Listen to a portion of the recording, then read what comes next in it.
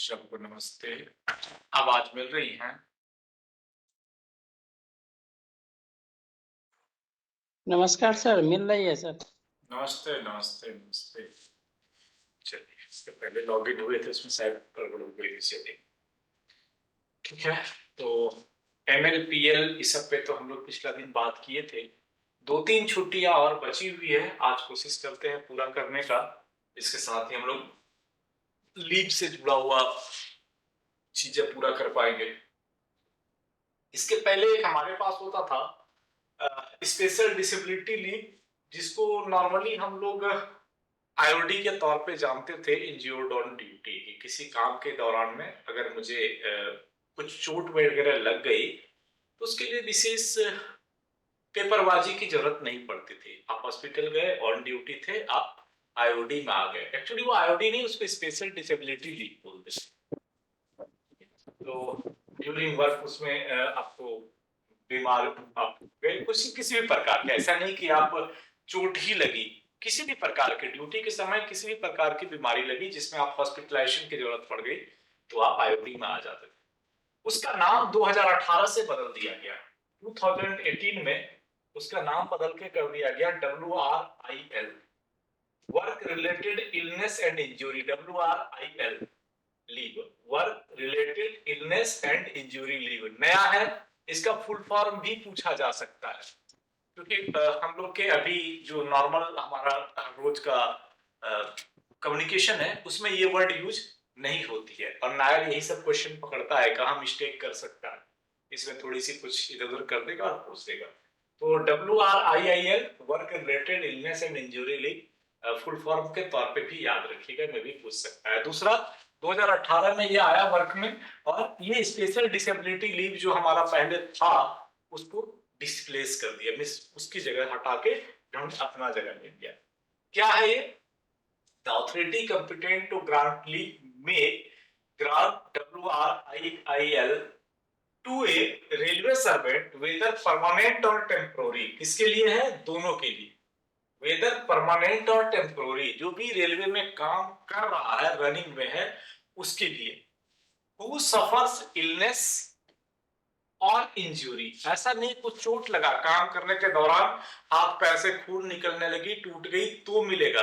अगर वो इलनेस महसूस करे, लू लग गया या और भी कोई चीज, हॉट वेदर में है, कोल्ड वेदर में है, बारिश में है, डायरिया हो गया, डिहाइड्रेशन हो गया, ड्यूरिंग वर्किंग पीरियड अगर उसको कुछ भी इलनेस की समस्या आती है तो उसे WRIL दिया जा सकता है। That is attributable to the aggravated in the performance of her official duty और in consequence of her to his official position। बस यही है कि उसकी जो ये कहानी हुई है वो ड्यूटी आवर में हुआ हो। हम एसएनटी वाले के साथ क्या होता है कि हमारा ड्यूटी आवर फिक्स नहीं है। मेरा स्टाफ सुबह 8 बजे से ड्यूटी शुरू किया, 7 बजे से शाम 6 बजे खत्म हो गई, फिर भी हम उसको ड्यूटी कराते हैं। अगर कुछ जरूरत पड़ गई फेल्योर का वगैरह वगैरह तो शाम 6 बजे के बाद भी और सुबह 7 बजे के पहले तक में बहुत बार वो आपको यार्ड में मिलेगा फॉर वर्क पर्पस। कितनी बार डायरी एंट्री होती है, कितनी बार डायरी एंट्री नहीं होती है। But in case of any illness, अगर कोई स्टाफ शाम के टाइम में 7, 8, 9 बजे कुछ काम करने गया है और उसे इलनेस फीलिंग हो रही है, तो एट फर्स्ट आपको करना क्या है कि आपको ऑन ड्यूटी स्टेशन मास्टर से एक डायरी एंट्री करा देना है। उसमें दो चीज लिखना पड़ेगा कि 7 बजे शाम में आपने ड्यूटी में बियॉन्ड द ड्यूटी आवर भेजा क्यों था, that means any technical reason, non technical reason जो भी आपको देना है, और उसके साथ स्टेशन मास्टर की डायरी एंट्री नंबर कि ड्यूरिंग वर्क के टाइम इसको इलनेस आया तो WRIL अलॉट हो जाएगा।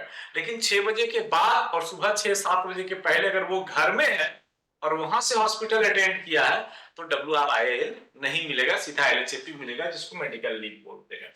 तो ये ध्यान रखना है कि सर जो स्टाफ स्टाफ सर मेरे अंडर में वर्क कर रहा है, तो यदि वो फेलियर में गया है, उसको हमने भेजा है, फिर एसएम से साइन करवाने या आपने लिखवाने की कहा जरूरत क्या है सर? आप कहाँ भेजे, दैट इज द ओनली कि जैसे आप बैंक से अपना पैसा निकालने जाते हैं या अपना पैसा रखने के लिए खाता खोलने जाते हैं, फिर भी एक दूसरा बंदा या तीसरा बंदा के साथ आपको ज्वाइंटली साइन करके श्योरिटी लिया जाता है। दैट श्योरिटी ये है कि आप सही आदमी हैं या आप जो भी हो, मतलब वो आपको नहीं जानता है। वैसे ही मेडिकल डिपार्टमेंट वाले या रेलवे की जो फाइनेंशियल मैटर हो गई, तो आप उसे फर्जी दे रहे हैं। हो सकता है ड्यूटी नहीं गया हो, घर में सो रहा हो, आपका प्री हो वो, आप उसे फर्जी दे रहे हैं तो दैट केस में मिनिमम 2 आदमी, यानी एक तो आपने कहा कि वो ड्यूटी गया था, अब दूसरा उस एरिया के केबिन का स्टेशन मास्टर भी डायरेक्टरी दे रहा है, हाँ ये आदमी अभी यहाँ पे बेहोश हो गया या इसकी पेट दर्द हो रही है, जो भी हो रहा है, दैट मींस 2 पर्संस, यानी ऑथेंटिकेशन बढ़ जाती है। और उसी ओके केस में अगर आपकी डायरी एंट्री है, मान लीजिए कोई फेल्योर था, आप डायरी एंट्री था, उस समय आप जिसको भी दीजिएगा दैट इज नो रिकॉर्ड की वो डायरी एंट्री जरूर स्टेशन मास्टर रिपोर्ट करना जरूरी है, क्योंकि डायरी एंट्री अपने आप में हमारा एसएमटी का हो जाता है कि स्टाफ अटेंड किया हुआ है, तो दैट मींस ओनली ऑथेंटिकेशन और कुछ नहीं है। तो वो क्योंकि जो ये आईओडी है ना, यानी work related illness and injury, that is authorised है कि इस पीरियड में कुछ हुआ, और इसके अलावे जो नॉर्मल हॉस्पिटलाइजेशन की बेनिफिट है, उसके अलावे यहाँ पे बेनिफिट थोड़ी थोड़ी बढ़ जाती है। उसके लिए और डिटेल में आपको जाना पड़ेगा, बहुत सारी चीजें हैं उसमें डिटेल्स में, कि अगर वो ऑन ड्यूटी इंजोर्ड हुआ है तो क्या क्या फायदे मिलेंगे, और अगर घर से वो हॉस्पिटल गया है तो उसमें कितनी चीजें कटौती होंगी, तो बहुत सारी फाइनेंशियल मैटर आ जाए। अगर कोई WRIIL में है, work related illness and injury में है, तो उसे फुल पे मिलेगा।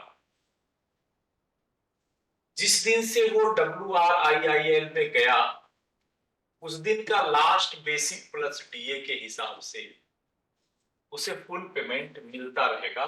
कब तक? जब तक वो हॉस्पिटल में है, इंटायर पीरियड ऑफ हॉस्पिटलाइजेशन। ये पहले नहीं था। पहले क्या था कि अगर आप आईओडी पे भी गए हैं तो 2 मंथ था, 4 मंथ था फुल पे, उसके बाद हाफ पे, ये पहले था हॉस्पिटल में भी। इसमें क्या किया कि भाई कोई कोई 6-6 साल बाद मेजर इंजरी है, तो उसका पेमेंट काट दोगे तो घर वाला खाएगा क्या? वो शौक से इंजूर्ड थोड़ी हुआ था। तो इसमें कर दिया कि जब तक वो हॉस्पिटल में रहेगा उसको फुल पे मिलेगा, कोई पैसा नहीं कटेगा। तो एक फायदा यहां हुआ। तो आईओडी होने से, यानी डब्ल्यू ग्रिल होने से और मेडिकल में जाने से ये घाटा है। अगर आप शाम को रिपोर्ट किए कि मेरा पेट में दर्द है, हॉस्पिटल में भर्ती करिए, और आपको अपेंडिक्स आ गया, तो 4 महीने फुल पेमेंट मिलने के बाद आपकी पेमेंट हाफ हो जाएगी, एलएचएपी कटने लगेगा। ठीक है, यहां भी 4 महीने जो रहेंगे इसमें एलएचएपी कटता रहेगा। अगर वही ग्रिल घोषित हो जाती है कि आप रात को ड्यूटी करने गए थे, उस टाइम में पेट दर्द हुआ, आपको हॉस्पिटलाइज किया गया है, तो जब तक आप रहेंगे हॉस्पिटल में कोई एलएचएपी हाफ एलएपी नहीं कटेगा, फुल पेमेंट मिलता रहेगा। तो इसलिए यहाँ पे 2-3 लोगों की स्यूरिटी देखी जाती है, नहीं तो क्या करेगा सब, कहीं भी कुछ हो दिखा के हॉस्पिटल में दिखाएगा ड्यूटी के समय हुआ था। ठीक है सर, मेरे स्टाफ के साथ में एक हुआ सर, आईडी हमने सर दिलवाया था, बट सर उसमें तो सिर्फ मेरा ही मतलब जैसे सुपरवाइजर साइन किया था, क्योंकि घटना सर वो ड्यूरिंग जर्नी हुआ था, मतलब आ रहा था, वो बाइक से एक्सीडेंट कर दिया था। तो ड्यूटी टाइम होगा। उसके साथ में स्टाफ था, डी स्टाफ था, उसका खाली विटनेस लिया था और ग्रांट हो गया था। ठीक है, तो ड्यूटी टाइम होगा वो। हाँ, ड्यूटी टाइम ही था सर, बट तो सर उसमें एसएम का रिक्वायरमेंट नहीं हुआ। नहीं, तो ड्यूटी टाइम में जरूरत नहीं है ना। अगर 7 बजे और 6 बजे के बीच होती है और वो स्टाफ साइन ऑन किया हुआ है, तो that is the duty time. Duty time जी, नाइट में फेलियर अटेंड करके आ रहा था। तो मिड नाइट में अगर हुआ है तो आपके यहाँ नाइट शिफ्ट चलती होगी। नहीं सर, जनरल स्टाफ था सर। नहीं तो फिर जनरल स्टाफ था तो रात में वो ड्यूटी में कैसे गया था? क्या रिकॉर्ड है आपके मतलब पास? जैसे लाइन ड्यूटी का स्टाफ था सर, कि फेलियर हुआ था, वो ड्यूटी अटेंड करके आ रहा तो था। हो गया ना, फेलियर हुआ था तो डायरी एंट्री हुआ था ना, कि फेलियर का हाँ सर, फेलियर का भी रिपोर्ट किया था। या फिर फेलियर का भी डायरी एंट्री नहीं था? नहीं सर, टेस्ट रूम को वर्बल रिपोर्ट किया था कि मेरा फेलियर है, उसको अटेंड करने जा रहा था। हो तो गया, दैट इज द ऑथेंटिकेशन। हाँ। चीजें वही बता रहा हूं ना, दैट इज द ऑथेंटिकेशन। ऐसा नहीं है कि सिर्फ आप जान रहे हैं कि मेरा स्टाफ इंजोर्ड हुआ और आप साइन करके दे दिए। तो ये चीजें है, मैं बता रहा हूं कि दैट इज द ऑथेंटिकेशन। ये सब प्रोसेस ऑथेंटिकेशन के लिए है कि केस सही है, ड्यूटी के दौरान ही ऐसा हुआ है और कोई रीजन नहीं है। स्टेशन मास्टर को ऑन पेपर मान लीजिए एसएम से नहीं किया, आपका 2 स्टाफ से लिखा लिया गया, दैट इज ऑल्सो ऑथेंटिकेशन। आपने रिटर्न में विटनेस दिया कि हाँ ये हमारे साथ ड्यूटी में गया था, आप एज इंचार्ज हैं, आप रिस्पॉन्सिबिलिटी लिए, इसको हम ड्यूटी बुक किया था सो एंड सो पर्पज से, तो स्टाफ ड्यूटी में है, इसकी ऑथेंटिकेशन ऑफिस को देना है। तो डायरेक्टरी अपने आप में एक ऑथेंटिकेशन होता है। ओके, हाँ कहाँ थे हम? तो employ during the entire period of hospitalisation on account of व्रिल। तो ये फायदे की बात हुई कि अगर आप व्रिल में है तो आपको फुल पेमेंट मिलेगा जब तक हॉस्पिटल में है, मेडिकल में नहीं मिलता है।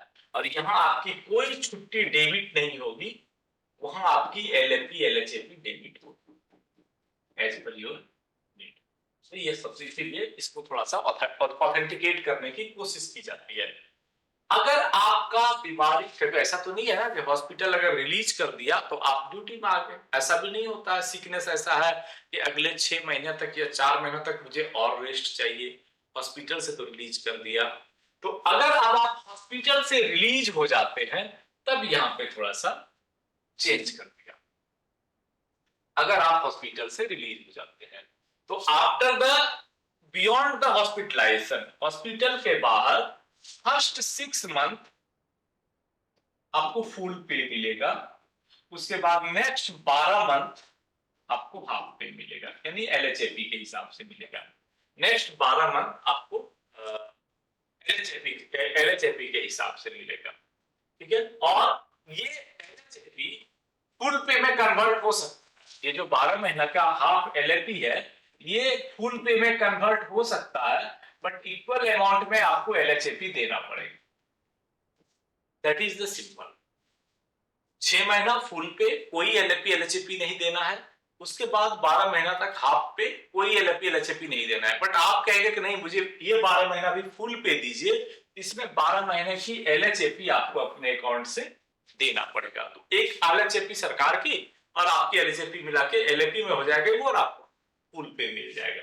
तो दैट इज द सिंपल। लेकिन ये आरपीएफ और आरपीएसएफ को छोड़ other than RPF and RPSF normal staff के, नॉर्मल स्टाफ को जब तक हॉस्पिटल में है फुल पे मिलता रहेगा, हॉस्पिटल से बाहर हो गए 6 महीना तक फुल पे, उसके बाद नेक्स्ट 12 महीने तक हाफ पे।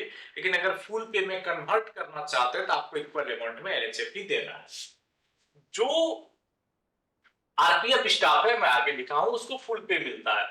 द हाफ पे पीरियड में be commuted to full with corresponding number of LHAP आपको अपने अकाउंट से देने के बाद।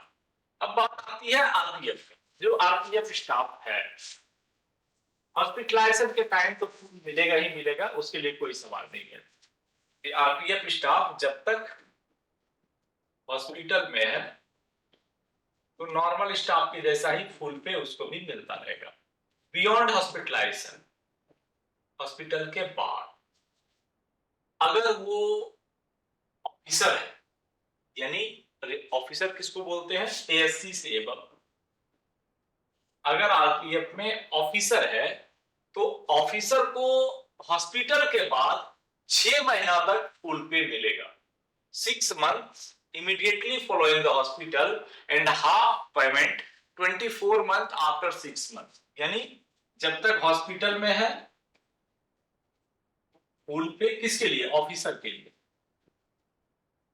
आरपीएफ ऑफिसर के लिए फुल पे। हॉस्पिटल के बियॉन्ड आ गए तो फर्स्ट 6 मंथ फुल पे और नेक्स्ट इसके बाद नेक्स्ट 24 मंथ हाफ पे। ये इसको मिलता रहे जब तक वो ड्यूटी ज्वाइन नहीं कर सकता। अब अगर ये महाशय आरपीएफ में ऑफिसर नहीं है, कांस्टेबल है, यानी स्टाफ है आरपीएफ आरपीएस, तो हॉस्पिटल के समय तो फुल पे मिलेगा ही मिलेगा।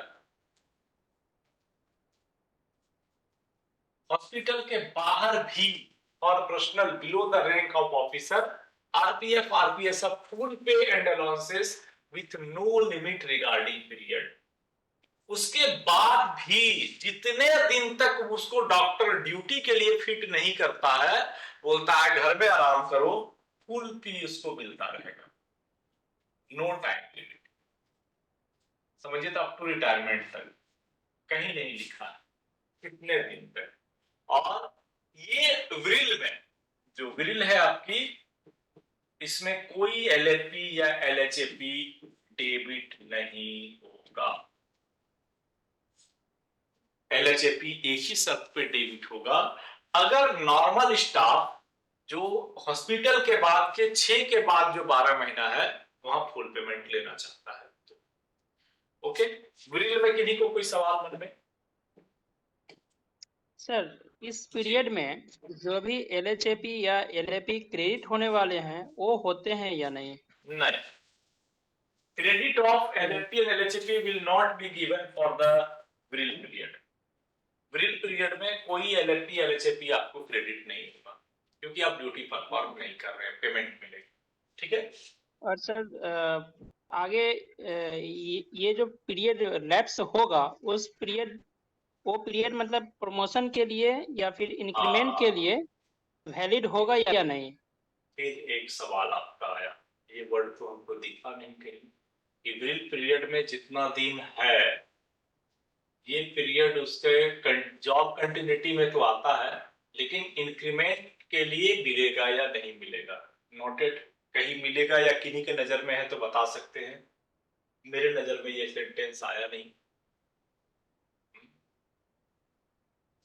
अगर मेरे नजर में आएगा तो अगेन, या फिर किन्हीं और के नजर में आया है तो बता सकते हैं कि जो मेडिकल पीरियड है यानी कि व्रिल का पीरियड है, इस पीरियड के समय उनकी इंक्रीमेंट का या प्रमोशन का या बाकी चीजों का क्या चीजें रहेगा। थोड़े और अंदर पढ़ने से मे भी मिल सकता है, बट मैंने वहां तक देखा नहीं लगता है, तो ये सेंटेंस छूट गई। कहीं मिला तो मैं इसको इसमें ऐड करूंगा, नहीं तो एनीवन जो बताएंगे तो सर बता मेरा दीजिए। स्टाफ था जो सर करीब 4 महीना वो था मेडिकल में, लेकिन सर उसका इंक्रीमेंट तो प्रभाव नहीं पड़ा। नहीं तो 1 जुलाई को था, हाँ हाँ सर 1 जुलाई को ही मिला सर उसको। 1 जुलाई को वो मेडिकल में था। 1 व्रिल जुलाई में को नहीं, 1 जुलाई को नहीं सर, वो विंटर के दिन में उसका एक्सीडेंट हुआ था। नहीं सर 1 मेन जुलाई को। मेन मेन मेन वही देखा जाता है कि जिस दिन इंक्रीमेंट लगने वाला है उस दिन वो ड्यूटी में है कि एलएपी में है, छुट्टी में है, व्रिल में है, उसको बोला जाता है कि उसका आपका कंटिन्यूएशन में आएगा। बीच में आपने क्या किया उसका हिसाब किताब नहीं रहता है। जिस दिन लगना है उस दिन की आपकी कहानी क्या है, अगर वो वाला देखा जाता है। ठीक है,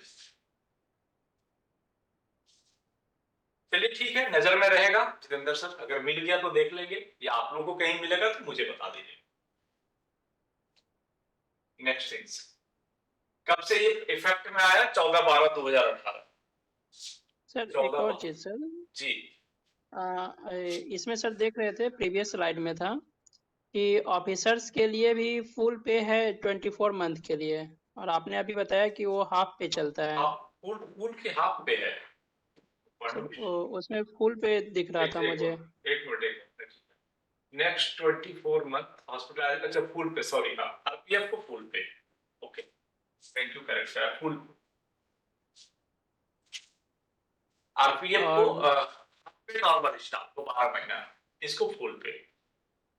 और सर दूसरा बात है कि ये जैसे फॉर ऑफिसर्स लिखा हुआ है, तो ऑफिसर्स में आरपीएफ ऑफिसर्स ही हैं या फिर ये अदर ऑफिसर्स भी आते नहीं हैं? नहीं नहीं, आरपीएफ आरपीएसएफ की बात हो रही है।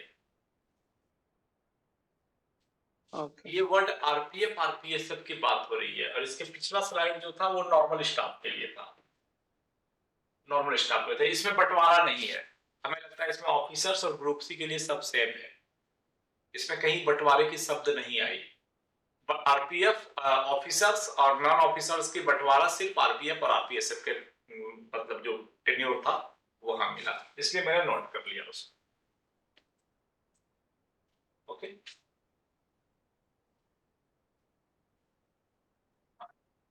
तब तो सर तब तो ऑफिसर के लिए 30 महीने फुल पे हो गया ना सर? हाँ, allowances for 6 months immediately following the hospitalization and full pay only for the next 24 months। Sentence कुछ उल्टा नहीं लग रहा है, गड़बड़ तो हमने नहीं किया, हम देख लेते हैं। तो मेडिकल से 18 हाँ, 6 महीने 18 महीने। एक सेकंड मेरे पास है, मैं एक सेकंड में देख। ठीक है सर, ठीक लिखा है। नहीं, हो सकता है लिखने में मिस्टेक ना हुआ हो। एक सेकंड मिल जाएगा। ठीक लिखा हुआ है। हाँ, नहीं लिखे तो है, कोशिश करते ही हैं सही रहे, बट कंफ्यूजन मन में आ जाने से गड़बड़ होती है ना। मैं एक सेकंड में देख ली।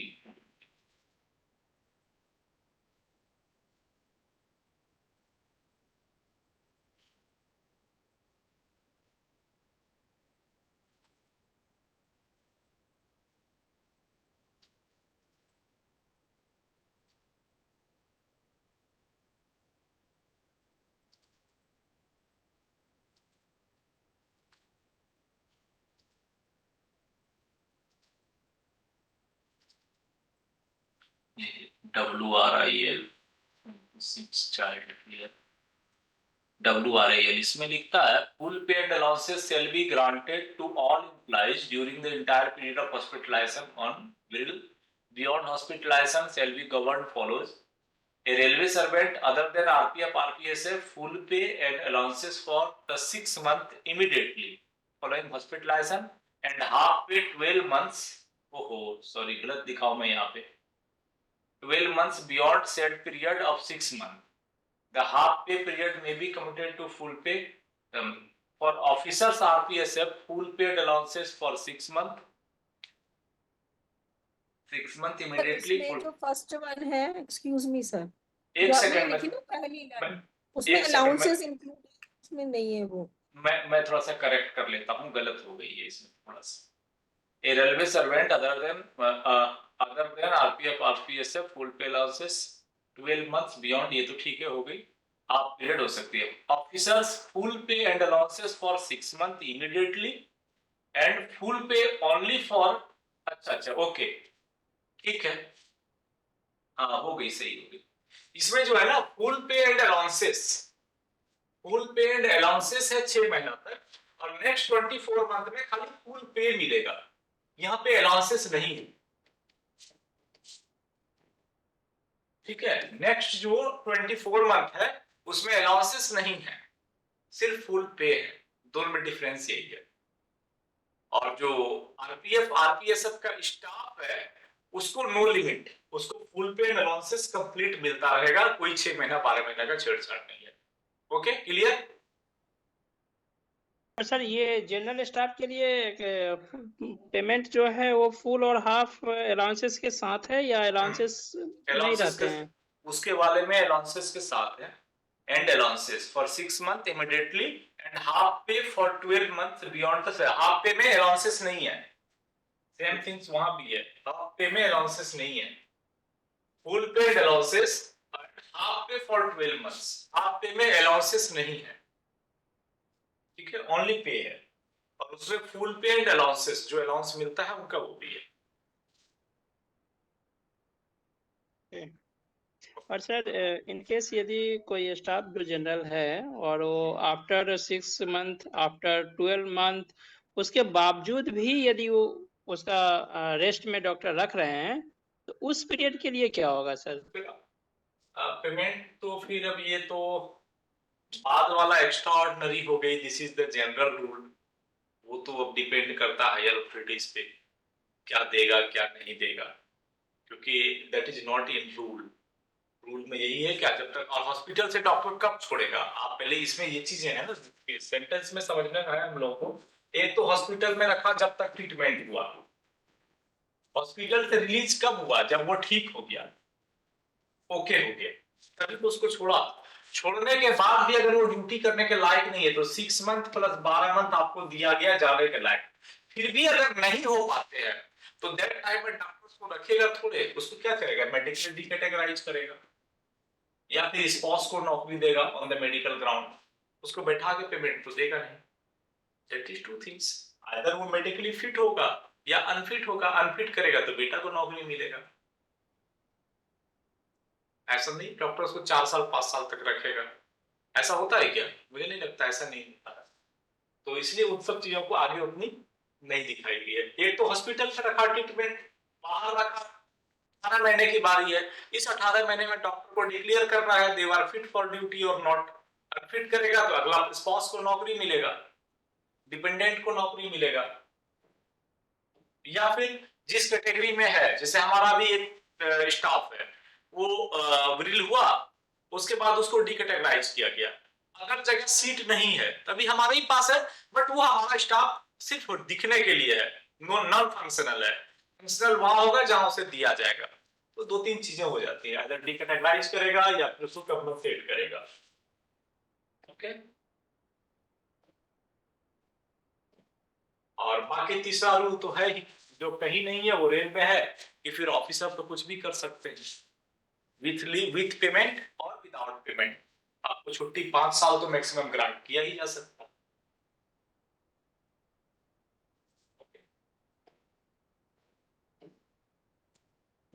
ये हो गया, व्रिल हो गया। व्रिल में और क्या क्या है? एक 14/12/2018 को ये आया था। हॉस्पिटल लीव और स्पेशल डिसेबिलिटी लीव की जगह इंजरी और इलनेस पे ये आप देते हैं कब? During official work. ये ध्यान रखना है, आप जब ड्यूटी आवर में है या ऑफिशियल वर्क कर रहे हैं, फुल सैलरी मिलेगा entire period of hospitalisation. Full salary first 6 month with allowances. With allowances, वही वर्ड छूट जाती है तो मीनिंग अलग निकल जाता है। और only half salary for next 12 month. In other case officer of RPF के लिए full salary and allowances for 6 months and only half salary for next 24 months. That in case of constable and inspector यानी officer से नीचे full salary in period of the entire of. जब तक वो reel में रहेगा, डॉक्टर उसे या तो अनफिट या कंपनसेट नहीं कर देता है, तब तक उसे फुल सैलरी मिलती रहेगी। और इसमें आपके एलएपी एलएचएपी अकाउंट से कोई भी छुट्टी डेबिट नहीं होगा, और जब तक आप व्रिल में रहेंगे आपके अकाउंट में एलएपी एलएचएपी क्रेडिट भी नहीं होगा। No debit and credit your LAP LHAP during the व्रिल पीरियड। ओके सर, जो भी करेक्शन कर रहे थे सर, टाइप कर देते ना इसमें, क्योंकि स्क्रीनशॉट लेते समय थोड़ा ठीक रहेगा सर। ये भी ठीक बोले आप, ये तो छूट जाएगी तो छूट ही जाएगी, गड़बड़ तो हो जाता है। कहाँ लिख रहा हूँ? Full salary with allowances first 6 months।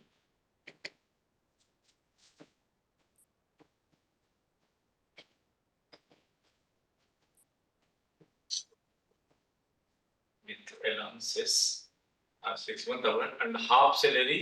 इसमें लिखा तो कहीं नहीं है, बट मैं वर्ड लिख देता हूं या फिर ओनली कर देता हूं, ओनली हाफ सैलरी और नेक्स्ट 12 मंथ। सेम चीज ऑफिसर आपका full salary with allowances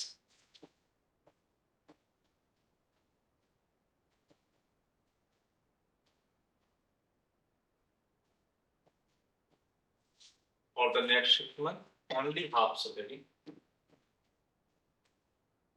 for next 24 months। Sir excuse me sir, जी, जो मैं प्रीवियस वाली स्लाइड है ना, उसमें ऑफिसर्स के लिए आपने फुल सैलरी लिखा हुआ है नेक्स्ट हाँ, 24 मंथ्स के लिए। उसको भी मैं अलाउंसेस जोड़ देता हूँ। वाला जो है ना ऑफिसर्स वाला 24 मंथ्स वाला, अच्छा, इन case of officers RPF department full salary with full allowances. Salary लिखा है। हाँ, और यहाँ पे ना आपने जैसे हाफ सैलरी फॉर 24 मंथ्स लिखा है ना, उसमें फुल लिखा हुआ है। एक minute, full salary 6 month immediately for the hospitalisation and full pay only. वहाँ फुल पे है, इसको सैलरी को पे कर देता हूँ, नॉट सैलरी। वहाँ पे 6 मंथ में अलाउंसेस प्लस सैलरी है। फुल 6 मंथ में सैलरी, एक second, full salary Allowances. With allowances for 6 month, ये ठीक है। 6 मंथ एंड फॉर हाँ जी। नेक्स्ट 24 मंथ के लिए ओनली हाफ पे है। Only salary. Half half Half नहीं आएगा, फुल पे आएगी बस। नहीं पे फुल है, अलाउंस नहीं है। नहीं, Full आरपीएफ only। आरपीएफ की बात हो रही है। हाँ जी सर, हाँ उसमें जी फुल सर। लिखा हुआ है। तो मैं देख फुल लेता पे है, हूँ, अलाउंस नहीं है उसमें। उसको भी करेक्ट कर देता हूँ। Full pay for officers RPF RPSF full pay and allowances for 6 month immediately following the hospitalisation. अच्छा सॉरी, हाँ, and full pay for next 24 month। हाँ जी। Full pay for next 24 month। Full pay for next 24 month। Okay, ये clear हो गया। In case of constable RPF department full salary is paid to entire period of रिल not debited account. हाँ, ये correction हो गई। पीछे वाला देख लेते हैं। इसमें था ना, RPF full pay and allowances for 6 month immediately hospitalisation and full pay नहीं, half full pay only for the next, इससे तो ठीक है, कोई दिक्कत नहीं है, नेक्स्ट 24 मंथ, यहाँ ओनली फुल पे, आपके अलाउंसेस नहीं। ओके, कोई और करेक्शन? सर यही उम्मीद है कर लिया, जो भी करेक्शन होने लायक था हो गया।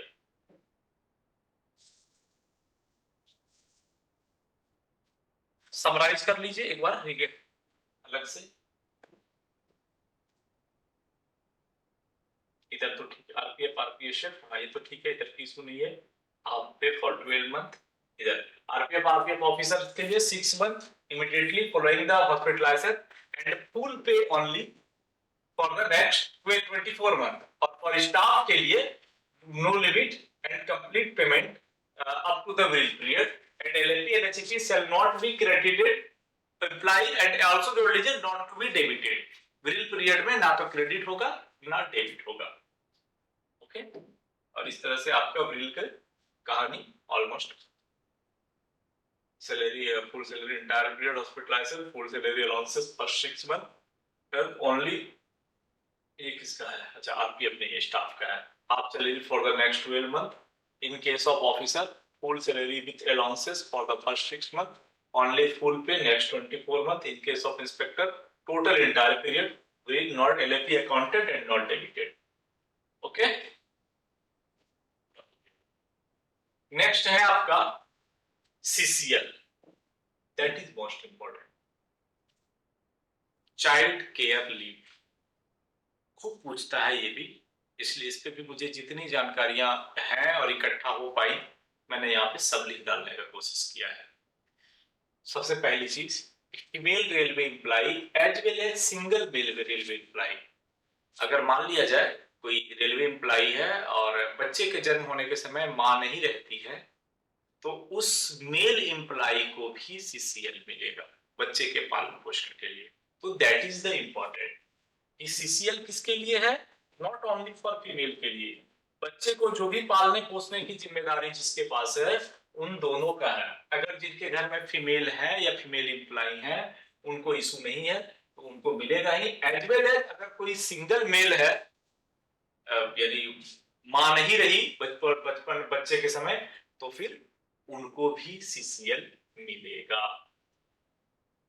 कितने दिनों तक मिल सकता है, टोटल 730 डेज, इंटायर पीरियड में टोटल मैक्सिमम 730 डेज की मिल सकती है। किसको मिलेगा, जो आपके सबसे बड़े 2 बच्चे हैं, इनको तीसरा चौथा पांचवा हो गया तो आपके भरोसे है, 2 बच्चों की जिम्मेदारी एज पर रूल है, जहां पे आपको ये सब मिलेगी, किसके लिए, जो बच्चे को लुक आफ्टर करने का कारण है वहां पे। अगर बच्चा नॉर्मल है तो 18 साल में आपको ये 730 दिन की छुट्टी ले लेनी है। ये जो 730 डेज की लीव है, ये बच्चे के जन्म से 18 साल के बीच में ले लेना है, उसके बाद नहीं मिलेगा। और बच्चा अगर मेडिकल डिपार्टमेंट 40% की डिसेबिलिटी सर्टिफिकेट आपको कर देती है, there no time limit, there are no time limit, any age तक आप ये 2 साल का सीसीएल ले सकते हैं अपने सर्विस लाइफ में। तो दैट इज 2 इंपॉर्टेंट थिंग्स, कि एक, अगर बच्चा नॉर्मल है तो 18 साल के एज तक पे आपको 730 दिन की सीसीएल पूरा कर लेना है, लेकिन अगर बच्चा डिसेबिलिटीज 40% या अधिक है तो आपको उसकी एज रिस्ट्रिक्शन नहीं है कि कितने दिन में आप सीसीएल पूरा करेंगे, 730 डेज। तो 2 पॉइंट्स यहाँ पे इंपॉर्टेंट है। Next point is very important, साल में एक बार, नॉट साल, एक कैलेंडर ईयर मतलब 1 जनवरी टू 31 दिसंबर के बीच में 3 टाइम्स ही सीसीएल आप ले सकते हैं, यानी वंस 1 कैलेंडर ईयर में 3 स्पेल ही आप ले सकते हैं। That is another question, CCL एक कैलेंडर ईयर में 3 बार से अधिक आपको नहीं मिलेगा इन केस ऑफ सिंगल फीमेल। अब अगर कामकाजी महिला अकेली है, यानी बच्चे के जन्म के बाद पिता नहीं रहे लीगल रूप से, अगर भगवान ले गए या कोर्ट ले गया, दोनों केस में उस माह को ये 3 स्पेल जो है कन्वर्ट हो जाएगी इन 6 स्पेल। वो साल में बच्चों के देखभाल के लिए 6 बार सीसीएल अप्लाई कर सकते हैं। ठीक है, 2 केस हो गई। एक तो इन जनरल साल में आपको 3 बार ही सीसीएल अप्लाई करना है, और अगर बच्चे की मां अकेला है, सिंगल मदर है, तो 6 बार कर सकता है। इसके साथ it shall not ordinarily be granted during probation period. In general कोई स्टाफ जो प्रोबेशन पीरियड में है उसको सीसीएल ग्रांट नहीं होता है। बट जो साइनिंग अथॉरिटी है, in case of certain extreme situations where the leave sanctioning authority is satisfied about the need of CCL to the probationers, provided that the period for which such a leave is sanctioned is minimal. तो अगर जैसे आप sanctioning authority हैं, SSC in charge है, group D group C आपके अंदर staff का sanctioning authority है, तो आपको अगर लगता है कि मेरा ये अप्रेंटिस जेन्युइन में ऐसा कोई जरूरी है कि सीसीएल देना चाहिए, तो आप मिनिमम उसको दे सकते हैं कि ठीक है चलो 10 दिन सीसीएल दिया इस प्लॉट में, इस पे 5 दिन जो भी हो दिया जा सकता है। बट इन जनरल प्रोबेशनर को नहीं मिलती है सीसीएल। और एक बार में अगर कोई सीसीएल अप्लाई करता है या करती है तो मिनिमम 5 डेज का करना है, 5 डेज एट ए टाइम। 5 दिन से कम 4 दिन की सीसीएल ग्रांट नहीं होगी, मिनिमम 5 दिन की छुट्टी आप ले सकते हैं। ठीक है, और एक बार में मैक्सिमम कितना है, किसी भी टाइप की लीव 12 मंथ है। फिर उसके बाद continuous second application, third application आप कर सकते हैं, बट ए सिंगल एप्लीकेशन में मैक्सिमम 12 मंथ ही आप 365 दिन ही छुट्टी सेक्शन कर सकते हैं।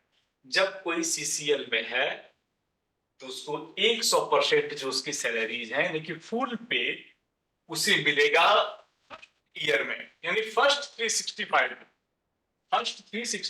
डेज में फुल पे मिलेगा एंड 80% मिलेगा जो नेक्स्ट 365 आपके सीसीएल की पीरियड की पहला 1 साल 100% यानी फुल पे, उसके नेक्स्ट 1 साल जो है 730 दिन होती है तो 365 80% ऑफ योर सैलरी यानी पे बेसिक अलाउंसेस जो भी है।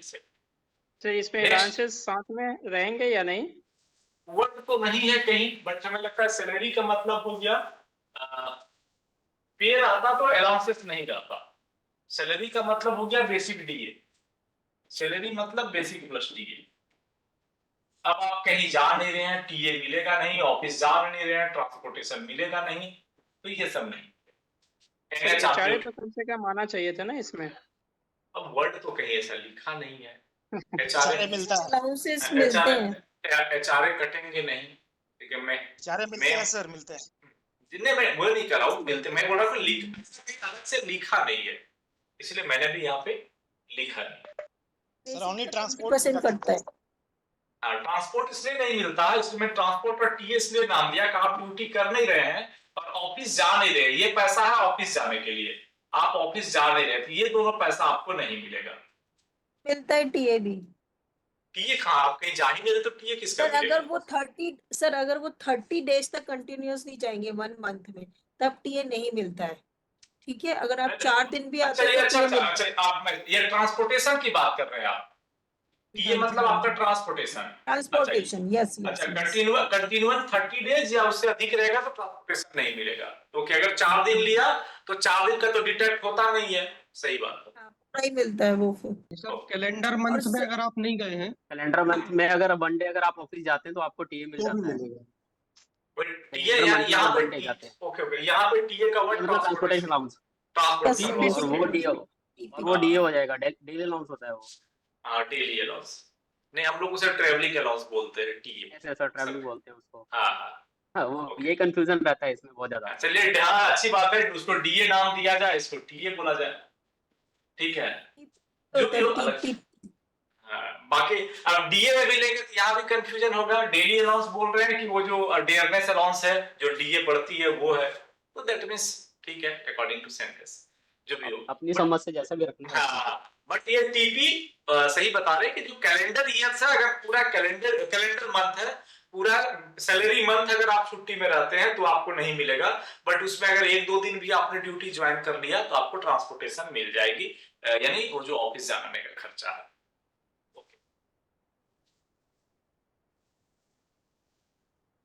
सीसीएल को किसी भी लीव के साथ जोड़ सकते हैं, कोई प्रॉब्लम नहीं है। सीसीएल किसी भी लीव के साथ कंबाइंड कर सकते हैं। सीसीएल जितना भी दिन कोई पेरेंट्स लेगा उसका किसी भी प्रकार का कोई लीव डेबिट नहीं होगा, क्योंकि ये स्पेशल लीव ही है, इसलिए कोई एलएफपी एलएचएपी आपकी डेबिट नहीं होगी। और एक चीज ध्यान रखना है कि ठीक है सीसीएल की सुविधा दी गई है, but that is not right कि ना हम तो लेंगे ही चाहे रेल चले या ना चले, ये आपका राइट नहीं है। Can not be demand as a matter of right. Matter of right में क्या होता है कि आपको कोई ना नहीं कर सकता है। जैसे मैटरनिटी लीव, दैट इज एक तरह से मैटर ऑफ राइट है कि बच्चे हो गए तो 6 महीना तक आपको ड्यूटी नहीं बुला सकता है, रेल चले ना चले उससे मतलब नहीं है। बट सीसीएल ऐसा नहीं, सीसीएल नॉट ए राइट, ये सुविधा है। Saturday, Sunday, gazetted holiday etc falling during the period of leave would also count for CCL as in the case of earned leave. कुछ भी आपका संडे वनडे जो भी सीसीएल के पीरियड में जुड़ रहा है वो और सीसीएल के तौर पे ही काउंट होगा। CCL can be availed if the employee concerned has earned leave at her credit। अगर आपके अकाउंट में 250 दिन की एलएपी बची हुई है तो कोई आपको ये फोर्स नहीं कर सकता है कि आप एलएपी लो, सीसीएल क्यों ले रहे हो। ये आपकी मर्जी है कि आप एलएपी लेंगे कि सीसीएल लेंगे। कहता है कि आपके अकाउंट में अगर छुट्टी है तो भी आप सीसीएल ले सकते हैं, आपको कोई मनाही नहीं है। और ड्यूरिंग सीसीएल पीरियड आपके अकाउंट में एलएपी एलएचएपी क्रेडिट होता रहेगा। During WRIL period LAP LHAP no credit, but during CCL period LAP LHAP आपकी क्रेडिट होती रहेगी, ये नहीं रुकता है। Okay sir, who is the sanctioning authority of CCL? जो आपका ऑथराइज्ड ऑफिसर है, मतलब छुट्टी सैंक्शन अथॉरिटी या लीव सैंक्शन अथॉरिटी जो है। सर ऐसा नॉर्मल नहीं है शायद, वो सर सीनियर डीएसटी ही कर पाते हैं सिर्फ। वो 14 डेज से अधिक जाएंगे तो 10 दिन भी, 10 दिन छोटे भी। दिन ऐसा है। हाँ सर। ऐसा तो एनीवन कोई इस पे क्लैरिफिकेशन देंगे? जैसे सर मैं तो सर ये जानता हूँ नंबर ऑफ डेज के ऊपर डिपेंड करता है वो कितनी देर से। वो तो मैं भी जान रहा जैसे हूँ, कहीं नंबर पे ऑफ लेकिन डेज। कहीं पे ना सीनियर डीएसटी और डिप्टी अपने हाथ में कंट्रोल रखते हैं कि बस मैं ही दूंगा। ये Situation सेकंड, है। देखिए ये सेकंड थिंग है। He was the administrative officer, वो कुछ भी कंट्रोल में ले सकते हैं, that is another thing. But यहाँ पे पूछा जा रहा है कि ऑथराइज्ड कौन है, तो मेरी जानकारी में जहां तक है जो लीव सैंक्शन अथॉरिटी महीने है, तक तो शायद हाँ सही जो बोल रहे हैं। जो एसएससी इंचार्ज है ये अपने कोटे का कोई भी लीव उसको सैंक्शन कर सकता है, एलएपी एलएचएपी या फिर मेडिकल तो हॉस्पिटल के तौर पे होती है, सीसीएल पीएल, कोई भी लीव हो जो इसके कोटे का है लेस देन 40 डेज, ये सैंक्शन कर सकता है। इसके लिए किसी को नहीं पूछना है। अलग बात है किसी पे ले गया है कि अगले से परमिशन लेके देना, that is another matter. But right जो है रूल्स के हिसाब से विद लेस देन 14 डेज, 5 दिन का सीसीएल लेना है तो ऑफिसर से सैंक्शन नहीं, हमें लगता है स्टाफ से, जो इंचार्ज है सैंक्शनिंग अथॉरिटी वो उनसे कर सकते हैं। जैसे हम बिंग एसएससी इंचार्ज है, हमारी सैंक्शनिंग अथॉरिटी एएसटी है तो वो कर सकते हैं। बट ये वर्ड एक बात क्लियर हो जाएगा या मुझे भी मिलेगा तो मैं कर दूंगा, दैट इज जैसे मेरे डिवीजन में क्या सर, जैसे सर मेरी मिसेज भी जॉब करती हैं, कमर्शियल में है, तो उनको 5-10 दिन भी लेना होता है तो सर सीनियर डीसीएम ही करते हैं। ये रूल है या सीनियर डीसीएम कब्जा जमाए हुए हैं, दैट इज द मैटर। इसलिए सर क्वेश्चन राइज किया कि sir who is the sanctioning authority of CCL. ज्यादा क्वेश्चन एक बार गूगल बाबा पे देख लीजिए किधर गया। वैसे डीएसटी लेवल तक भी कर सकते हैं ऐसा नहीं कर सकता की बात नहीं, मैं कर सकता पे जा ही नहीं रहा। हाँ, मैं एक डीएसटी सर ने मेरी की हुई है 1 आध महीने की पहले, ऐसा नहीं है कि नहीं की हुई है, सीनियर डीएसटी तक नहीं जाती। मुझे जहां तक पता है ना ये सब जो हायर लेवल तक जाता है अपनी बनी बनाई परंपरा है, बट देख लेता हूँ। हाँ 1 महीने की तो मुझे ध्यान है कि डीएसटी सर ने की, बल्कि 1 महीने की या 6 महीने की भी शायद, मुझे ऐसा ध्यान है जो ली है मैंने एक बार।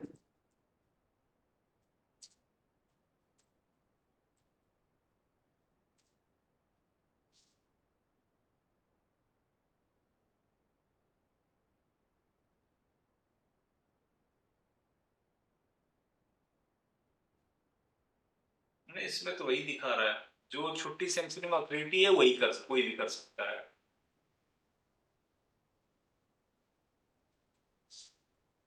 E&A एस्टेब्लिशमेंट एक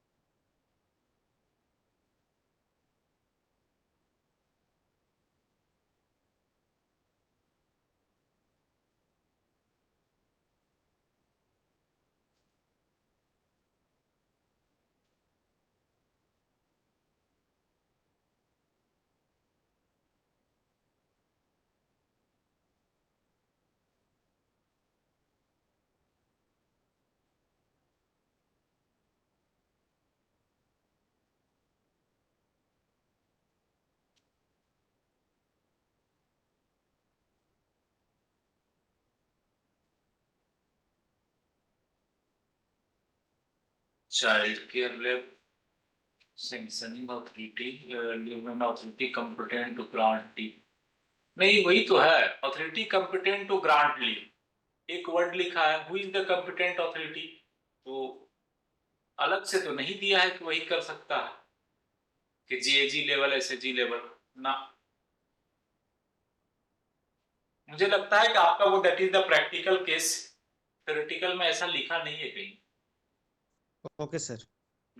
दैट इज द प्रैक्टिकल में ऐसे होते हैं बहुत सारी चीज, उसको तो हम लोग भी झेलते हैं, ऐसा नहीं कि आपके यहाँ ही झेला जा रहा है, सब जगह वही हाल है।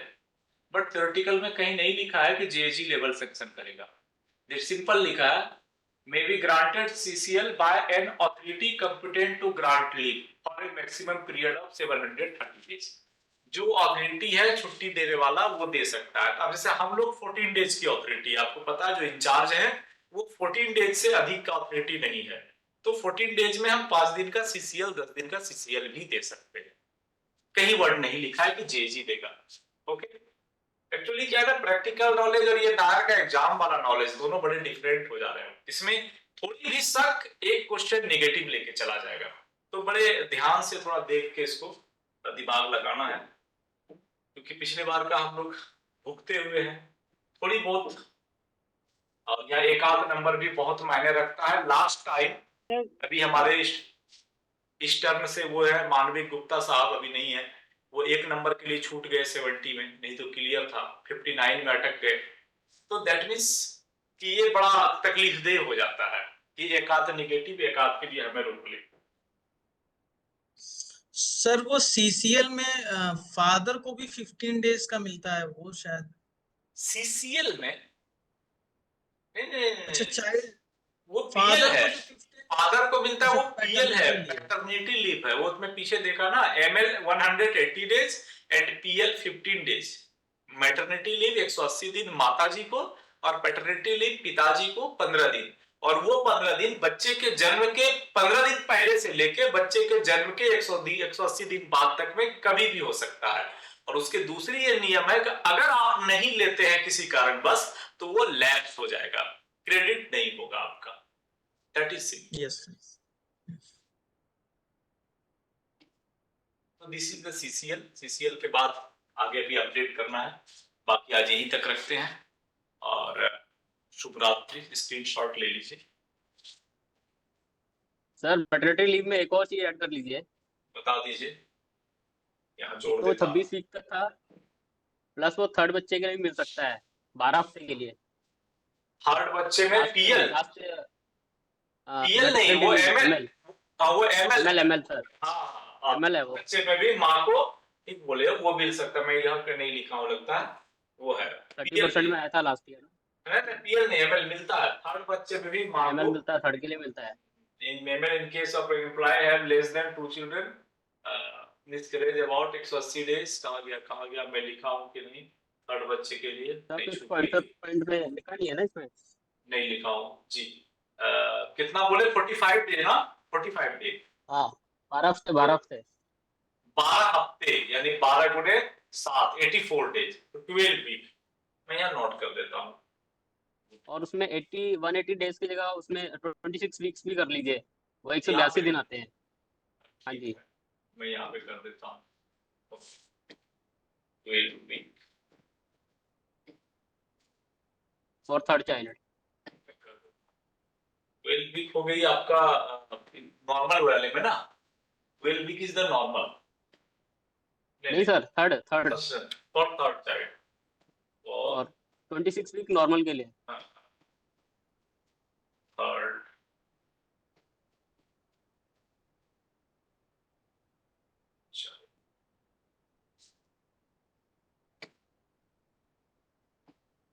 वो 180 डेज को मैं कर देता हूँ 26 वीक। एक मिनट सर, एक यहाँ पे डाल दो ना, दैट इज द, इसको बोलते हैं अपग्रेडेशन ऑफ स्लाइड। आप लोग की फीडबैक यही जरूरत पड़ती है मुझे, धीरे धीरे करके ये अपग्रेड हो जाएगी। ओके जी। हाँ सर, वो बच्चा होने के बाद डेथ हो गया तो मेरा सर 60 के मिलता है मैटरनिटी लीव। मैं नहीं समझा, फिर से बताएंगे। सर बच्चा हुआ तो डेथ हो गया तो वो नीचे वही सर एम्प्लॉय को जो है पिताजी 60 को, मिलता है। पिताजी को नहीं सर, ये इसको सर मैडम को मिलेगा मैटरनिटी लीव। मैटरनिटी लीव अगर बच्चा हाँ। अगर चाइल्ड सरवाइव नहीं करता है हाँ हाँ तो कितने तो दिन मिलेंगे? 60 डेज 60। वो है सर। हाँ सर 60 वो अच्छा है लेटर है सर, लेटर है। नहीं ठीक है, मैं वो नहीं कर रहा हूँ, मैं उसकी ऑथेंटिकेशन नहीं मान रहा हूँ। दैट इज होगा, रूल तो आते रहते हैं ना। ये भी तो केस होगा कि बच्चे बॉर्न हुआ और मर गया, तो माँ को हाँ। कितने दिन की मैटरनिटी मिलेगी? हाँ मैं यहाँ पे ऐड कर लेता हूँ एक बार, मैं भी मेरे पढ़ने में आई हुई है कि इफ बेबी नॉट सर्वाइव तो 60 डेज का मिलेगा। हाँ ओके थैंक यू हमारे स्लाइड को सही कराने के लिए। बहुत सारे 2-3 सवाल हो गए इसमें क्लियर जी। ओके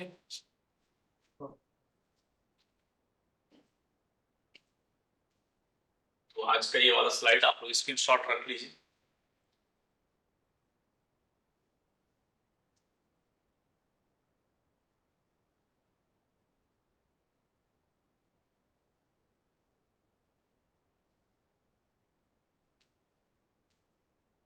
सर टेस्ट सीरीज के क्वेश्चन में से एक डाउट था।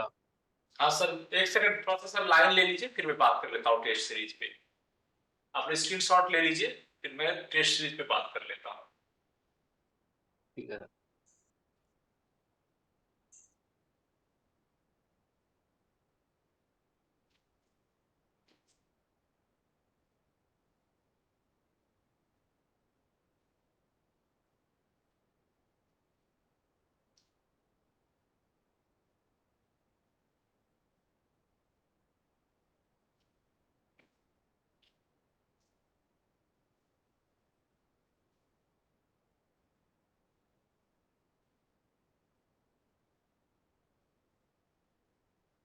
सर इसके पहले वाला स्लाइड छूट गया था।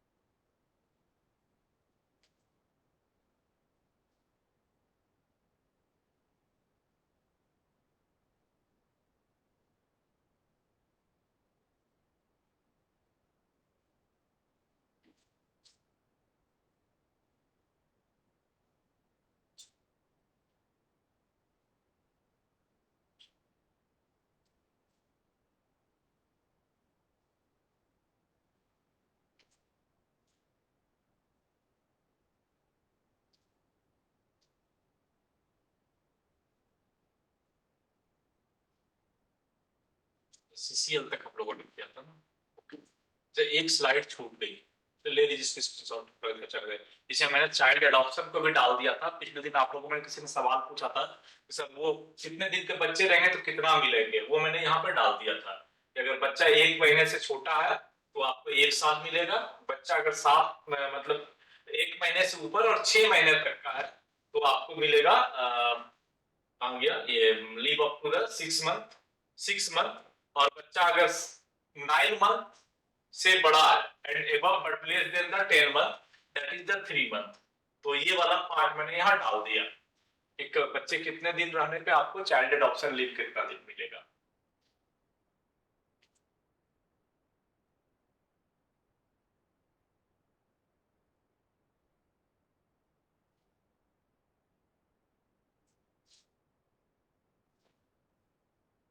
ओके थैंक यू जी। आपका क्या सवाल था, क्या बोले टेस्ट में कौन सा इशू है?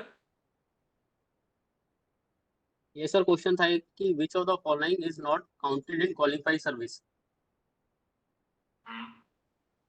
ऑप्शन था suspension treated other than duty, leave on average pay, और सर्विस ड्यूरिंग ट्रेनिंग, और ऑल ऑफ अबव।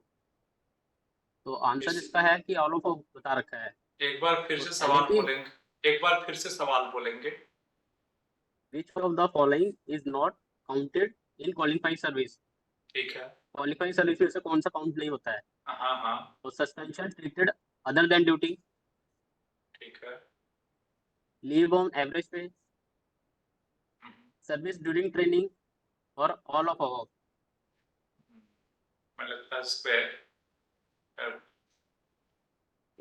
कौन सा काउंट नहीं होता है कि क्वेश्चन में नॉट हाँ जी, एक्स्ट्रा चला गया। ऑल ऑफ द एबव में सारे काउंट, आपकी ट्रेनिंग पीरियड भी काउंट होती है, एलएपी तो काउंट होता ही होता है।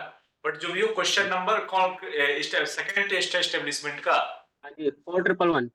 ठीक है वो सर ग्रुप में सस्पेंशन लिख। तो काउंट नहीं होता है ना सर? सस्पेंशन एक्चुअली क्या है, सस्पेंशन आपकी ड्यूटी है। अगर अगर आपके ऊपर चार्ज लग गया, मतलब ये हो गया, क्या बोलते उसको, जिसके लिए प्रूव हो गया सस्पेंड, तो हाँ जिसके लिए सस्पेंड किया गया था, अगर वो आपके ऊपर प्रूव हो गई, आप उसमें ये हो गए, क्या बोलते हैं, दोषी हो गए, तो फिर उसके हिसाब से आपके ऊपर कार्रवाई की जाएगी, major chargesheet, minor chargesheet. But suspension period is on duty. Suspension period खाली आपको ऑफिस के काम से बाहर रखा जाता है कि भाई देखो तुम छेड़छाड़ नहीं कर सकते हो किसी पीरियड में, तो उसको जो है आपका सर्विस काउंट में गिना जाता है। सर्विस उसमें ब्रेक नहीं होती है सस्पेंशन पीरियड में। हाँ उसके बाद वाली जो केस है, मेजर चार्जशीट मिला वगैरह वगैरह, तो फिर अलग केस बनती है। बट जो भी हो, मुझे लगता है वो नॉट वर्ड गड़बड़ है, मैं एक बार देख लूंगा। आप लोग ऐसा कोई भी क्वेश्चन मिले कि उसी ग्रुप में, जिस टेस्ट ग्रुप में है, वहां पे क्वेश्चन नंबर नोट करके डाउट जरूर रेज कर दिया करिए। होती क्या है कि या तो मैं जहां से प्रिंट लिया हूं वही गलत है, या फिर मेरे टाइप करने के समय मिस्टेक हुए हैं, दोनों में कुछ एक हो जाती है। बहुत बार ऑप्शन भी हो सकता है मैं गड़बड़ कर दिया हूं, तो अभी तो इस समय इतना कम है कि बार बार रीचेक करने का समय भी नहीं है, तो मिस्टेक कुछ हो सकते हैं। बट किन्हीं को भी कोई क्वेश्चन डाउटफुल लगे तो उसी ग्रुप में नोट कर दीजिए, फिर आफ्टर करेक्शन या सर्टिफिकेशन उसको मैं चेंज करके बता दिया करूंगा। Okay okay sir, thank you. तो आज सर के एमएल का लिए एक सिनारियो मेरे मन में आ रहा है सर। यदि एमएल में बेबी का डेथ के बजाय यदि मतलब जो भी मदर है, मदर का ही डेथ हो जाता है, तो उस केस में फादर को लीव मिलेंगे या फिर वो सीसीएल में ही चले जाएंगे? अच्छा एमएल तो नहीं मिलेगा ना, आप कह रहे हैं 180 दिन वाली कहानी। नहीं मैं समझ गया, वो हाँ मैं सर, समझ मेरा गया। वही कहना है। नहीं नहीं नहीं मिलेगा ना। देखिए वो 180 days for working women, for working women कि उसकी फिजिकल शरीर की कंडीशन ऐसी है कि वो ड्यूटी नहीं कर सकती है, दैट इज सर नॉट। जैसे चाइल्ड एडेप्टेशन। ओके सर, एक मिनट आप सुन लीजिए। एमएल क्या है? एमएल है कि माँ, एमएल बच्चे के लिए नहीं मिलता है। ML is not for child, ML for mother. जो वर्किंग वोमेन है उनकी बॉडी की कंडीशन ऐसी नहीं है कि वो ड्यूटी कर सकती है, एमएल फॉर दैट। और बच्चे को संभालने के लिए, पालने के लिए वो आपके पास सीसीएल है। और जो पीएल है वो फिर एक तरह से कहिए पिता का उस समय के लिए मेडिकल या हॉस्पिटल जाने के लिए इन्वॉल्वमेंट, या एक तरह से कहिए कॉन्ग्रेचुलेशंस, और कुछ नहीं है। पीएल भी बच्चे पालने के लिए नहीं है।